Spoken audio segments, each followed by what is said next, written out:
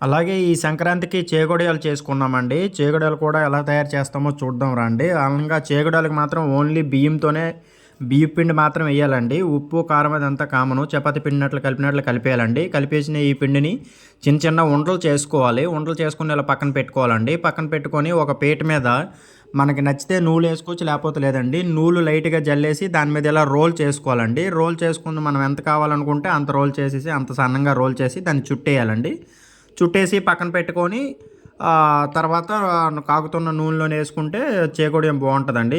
నాకు పర్ఫెక్ట్ చేగడలు మాత్రం చాలా బాగా వచ్చాయండి. ముందు వీడియోలో చెప్పినట్లుగా జంతికలు కూడా చేశాం కదండీ! చేగడలు కూడా చేసుకున్నాం ఈ సంక్రాంతికి. అలాగే చేగడలు కూడా చాలా బాగా వచ్చాయండి. ఏగిన చేగడలు చూడండి ఎలాగున్నాయో. నూలు ఎక్కువేసుకున్నామండి. ఎందుకంటే మా సొంత నూలే కాబట్టి పండిస్తాం కాబట్టి ఆ నూలు ఎక్కువేసుకున్నాం. చూడండి నూలు ఎలా కనబడుతుంది. చేగడలు మాత్రం చాలా టేస్ట్‌గా ఉన్నాయండి. అలాగే మా పల్లెటూరు వీడియోలు మరెన్నో కావాలనుకుంటే నా ఛానల్ ఫాలో చేసి, సబ్స్క్రైబ్ చేసి ఒక లైక్ కొట్టండి ఫ్రెండ్స్. వీలైతే నలుగురికి షేర్ చేయండి. ఓకే. Bye friends.